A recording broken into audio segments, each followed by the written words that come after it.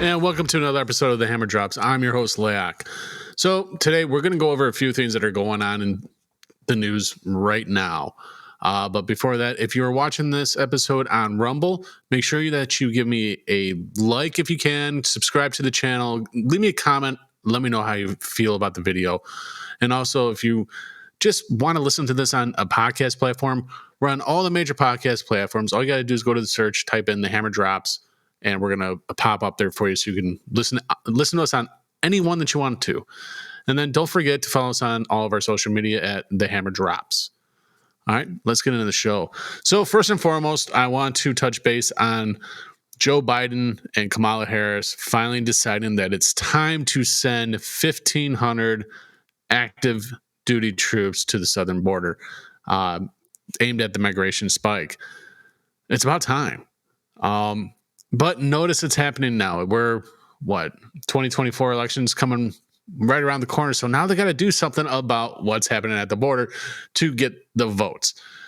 See, if the next election wasn't any time in the near future, do you honestly think we would have them sending troops over there now?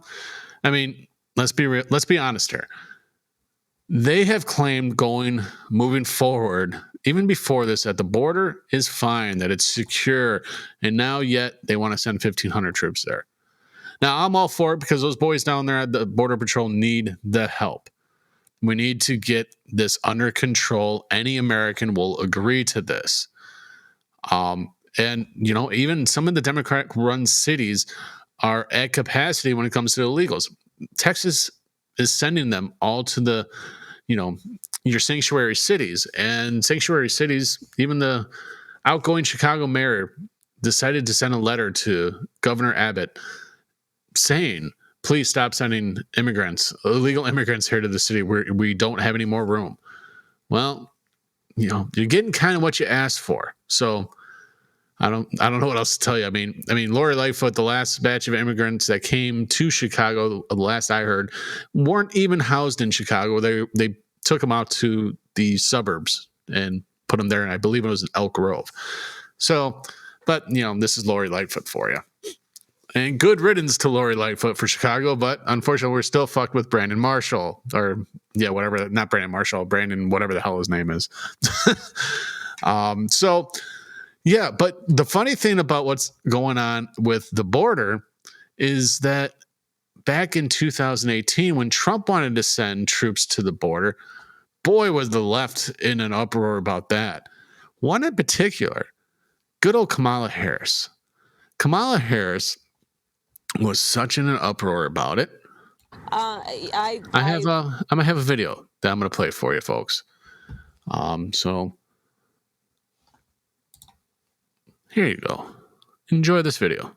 I thank the men and women who serve our military and serve in the United States Marine Corps. I also believe that the administration made a decision to deploy them based on a political agenda.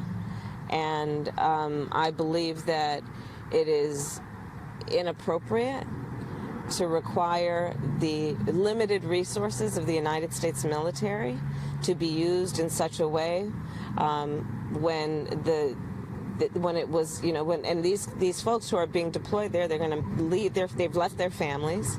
They will not be home, looks like, for Thanksgiving. And all because there needed to be some demonstration for the TV cameras based on a political agenda instead of what is a national security threat. And there you have it, folks. Kamala Harris completely against sending troops there because they won't be home with their families and all that stuff. And granted, I get that.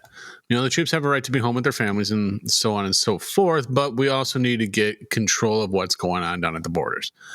But there you have it. Your Vice President, Kamala Harris, completely against it back in 2018, but now she's going to be completely for it because now she doesn't have to do her job because the border was her job all along. And look at her job. Look at the job that Kamala Harris has done with our border. You know what? I'm going to do something new here. Bravo, Kamala Harris. You did such a fantastic job. What a piece of garbage she is. Anyway, all right, so I'm going to move on from that.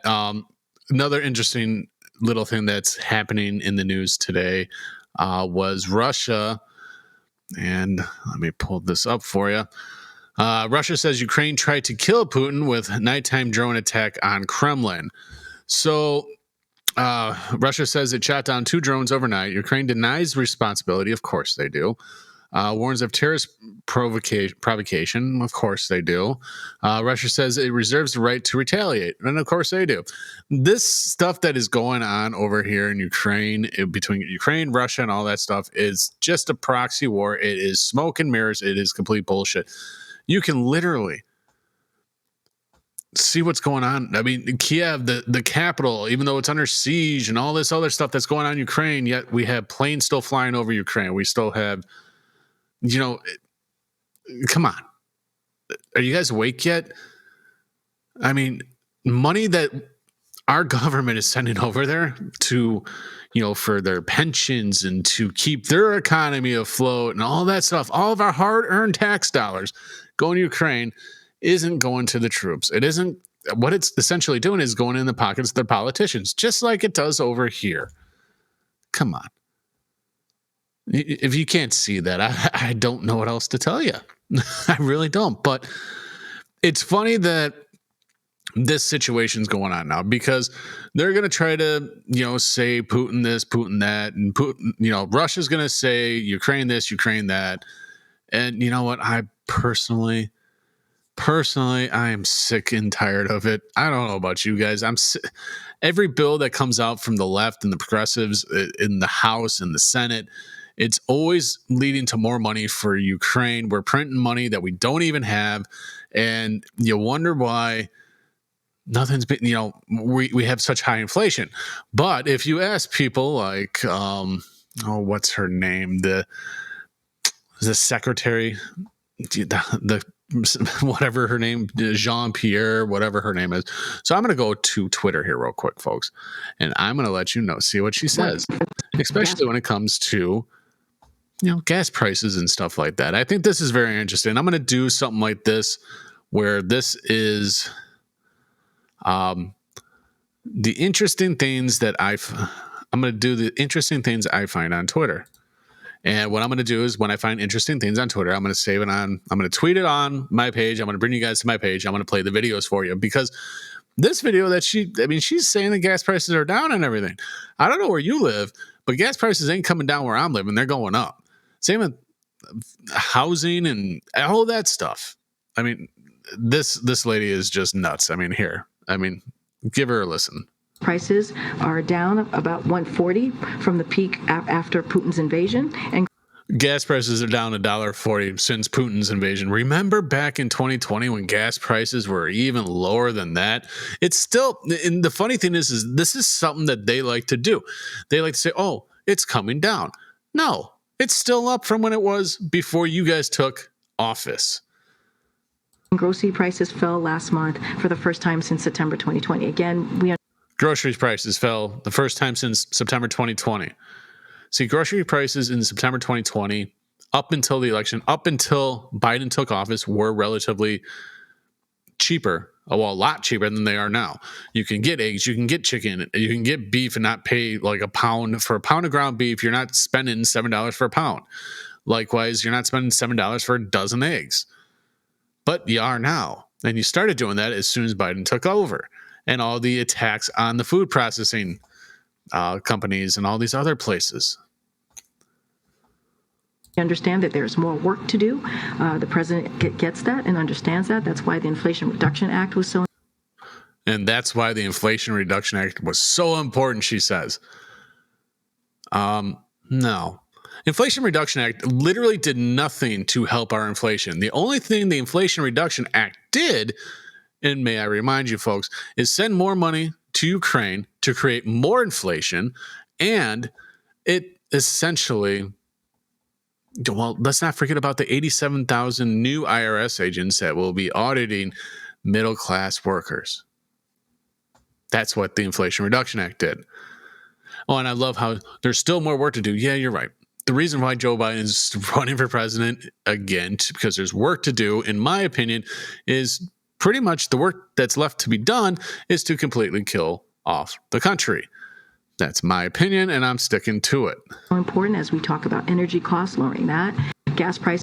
Energy costs and lowering that. I don't know about you guys, but when I look at my gas and my electric bill for my house, even some people down in Chicago that I work with, they tell me what they pay for a gas bill down in Chicago. Jesus, I don't know what to say anymore. It's ridiculous. But that is KGP on that. Now, again, this is just how the left likes to lie to you. And they're going to blame the Republicans for everything. That's a proven fact right there. Now, I got a good one for you guys. Remember those two little dim twits that were over there that on, Twitter, saying how Joe Biden's this, the greatest president ever and all that stuff? Well, I have a video for you guys. It pretty much, honestly, the Gen Z TikTokers, and this is from Graham Allen, say the truth out loud. It would be a shame if the people saw this and heard the truth. So I'm going to show this to you because it would be a shame to get these little two fucking dickheads. Because let's be honest here, if you go to their sites on Twitter or whatever, you can't even comment on it because they don't want to have that kind of interaction with anybody else. They want to just voice their opinion, most, just like the typical progressive, without having to defend it. So let me show you this. I've criticized Democrats, specifically Hakeem Jeffries, and it all just went south. I started losing followers. It's bad, right? And I really want to be that person that reaches the other side, because Democrats, they're horrible at their jobs, right? They do a lot of shitty things, although I'll vote for them all the time. And you just heard it right there. The Democrats do such a shitty job, but I'll still vote for them all the time, even though they do a shitty job. Now, I don't know about you. Me personally, if a conservative or a Republican did a shitty job, or Democrat, whatever, I'm not voting for them. If they did a shitty job, they don't get my vote. I want somebody that's going to be for the people and for America first. Bottom line. And these guys, they just summed it up in literally 25, well, not even 25 seconds, 7 seconds. Let's finish this off. But it's also hard in the space to criticize them. Can we clip that quote? They're horrible at their jobs. Please don't clip that. Please, no, please. Notice how they say, please don't clip that. Please don't clip that, because I know that's being clipped and it's going to go viral. We're going to help that go viral.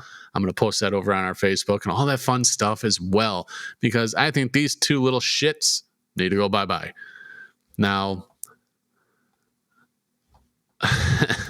so now we had that. What else do we have for today? I have something from Senator Cruz, but I want to get into this real quick because James Comer subpoenas FBI after whistleblower reveals the existence of an FBI record alleging the then VP Joe Biden engaging in a criminal bribery scheme with a foreign nation.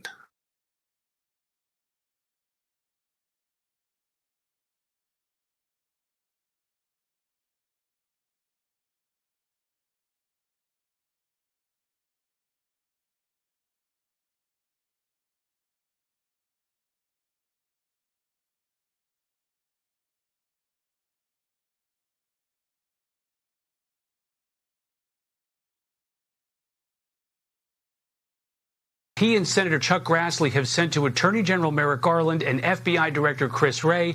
They write that a, quote, highly credible whistleblower says the Justice Department and FBI have a form that, quote, describes an alleged criminal scheme involving then-President Biden and a former national relating to the exchange of money for policy decisions. It's been alleged that the document includes a precise description of how the alleged criminal scheme was employed, as well as its purpose. Now, Comer and Grassley provide no information on the identity of the whistleblower, what specifically they're alleging.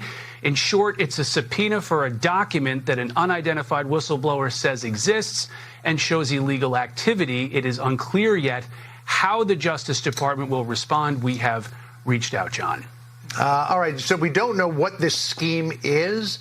only that it's believed that the DOJ and the FBI have information about this scheme?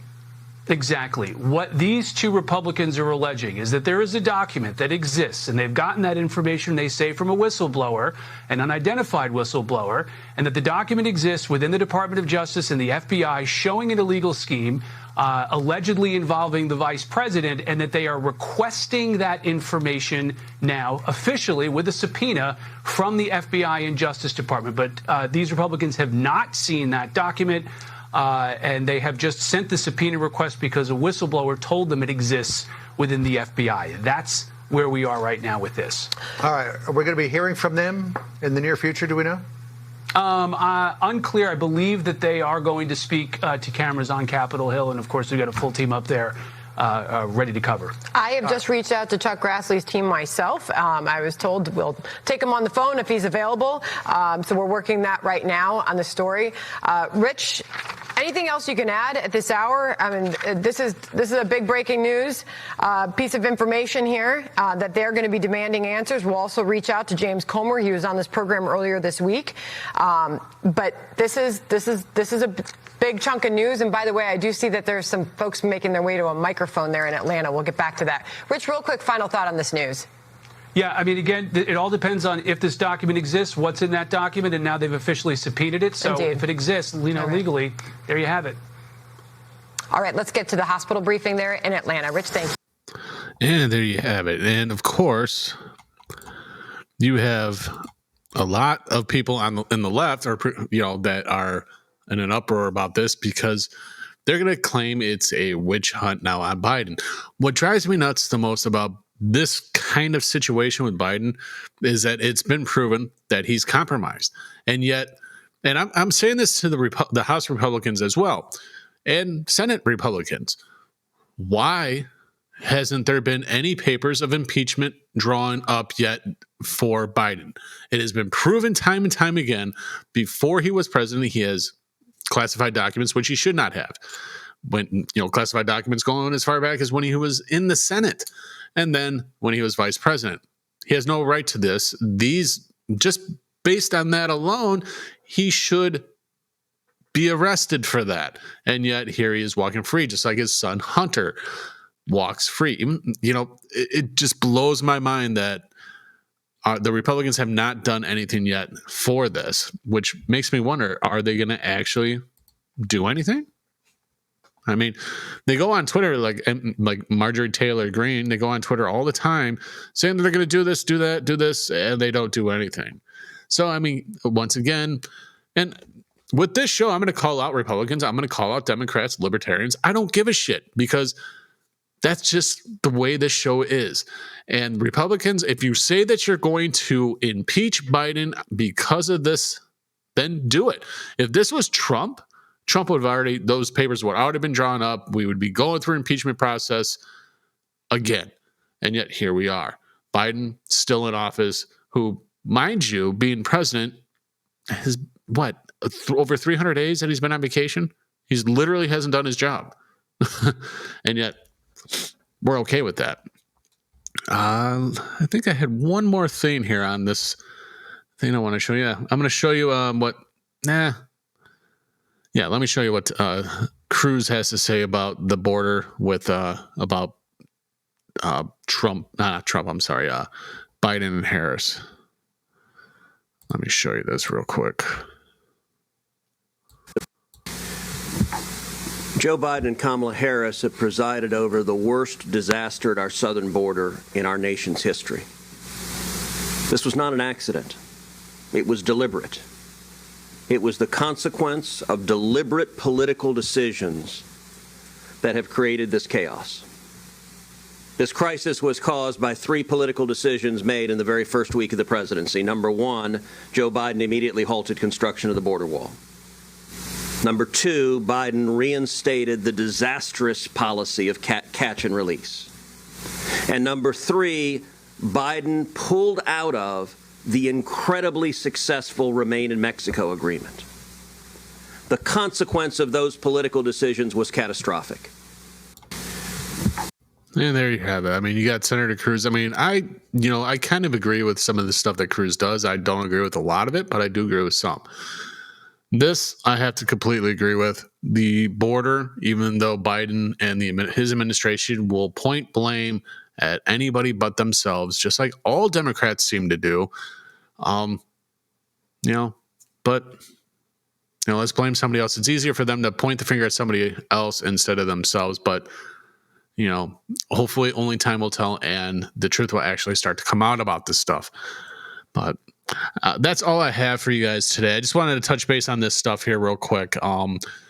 Moving forward, just so you guys know, shows will be Mondays, Wednesdays, Fridays. Unless I have something happening, then Fridays will be an alternate on Saturday if it has to be. I'll be doing early release videos for Rumble on those days, and the podcast will be released the next following day for your listening.